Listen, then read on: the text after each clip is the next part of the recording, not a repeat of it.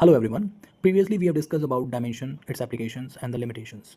Now we are going to discuss the one of the application of the dimension analysis to check the dimensional correctness of a given physical equation.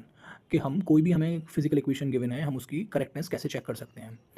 Actually, for this purpose, what we use the principle of homogeneity, and the principle of homogeneity of dimensions state that the dimension of all the terms in a physical expression should be same. It's simply based on the fact only similar quantities can be added, subtracted or compared.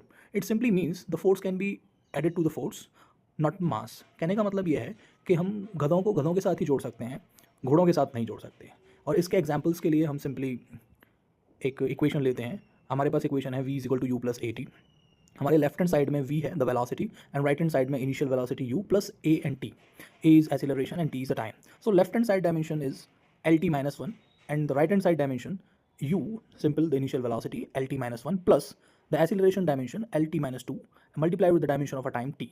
So यहाँ पे हमारे पास जो right hand side है उसमें lt minus 1 और उसको solve करने के बाद फर्दर प्लस lt minus 1 हमारे पास आता है. तो यहाँ में ये ध्यान रखना है कि lt minus 1 2 lt minus 1 नहीं है, एक्चुअली ये डायमेंशन है. lt minus 1 means the dimension of velocity, means velocity is added to velocity. So the quantities of same dimensions can be added or subtracted. और एक और एग्जांपल हम यहाँ लेते हैं कि हमें यहाँ एक इक्वेशन दी हुई है half m v square is equal to m g h. तो यहाँ पे हम जो राइट हैंड साइड है उसका हम यदि डायमेंशनल फार्मूला देखें m g h, m is mass, g is acceleration due to gravity and h is height, simply the dimension of length. And left hand side में हम देखें तो half m v square, mass m is mass and v square is the square of the velocity. तो यहाँ पे भी हम देखेंगे कि जो डायमेंशन है वो इक्वल है. कहने का मतलब जो इक्वेशन है ये डायमेंशनली करेक्ट है. और यहाँ एक इंपॉर्टेंट चीज़ ये आपको ध्यान में रखनी है कि dimensionally correct equation need not be actually a correct equation. कहने का मतलब यह है कि यदि कोई इक्वेशन डायमेंशनली करेक्ट है तो ज़रूरी नहीं है वो एग्जैक्टली करेक्ट इक्वेशन हो. बट यहाँ पे हमारे पास एक फ़ायदा यह है कि dimensionally inconsistent means dimensionally wrong equation is 100% wrong.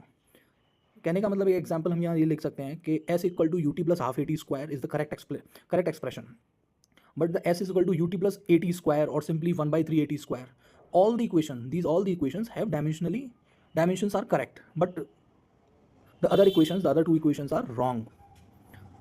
So यहाँ पे हमने जो अभी देखा है वो इक्वेशन की करेक्टनेस को चेक किया है, ठीक है. और इसमें हमें एक सिंपली जो प्रिंसिपल ऑफ होमोजेनिटी है इसको हमें ध्यान में रखना है कि principle of homogeneity, similar quantities can be added और सब्ट्रैक्टेड. और यहाँ आपके एक ट्राई करने के लिए क्वेश्चन दिया हुआ है. यहाँ पे हमने वंडर वॉल इक्वेशन दिया है गैस की, और यहाँ पे आपको ए और बी जो कांस्टेंट है इसकी डायमेंशंस को कंपेयर करके सॉल्व करना है, बताना है.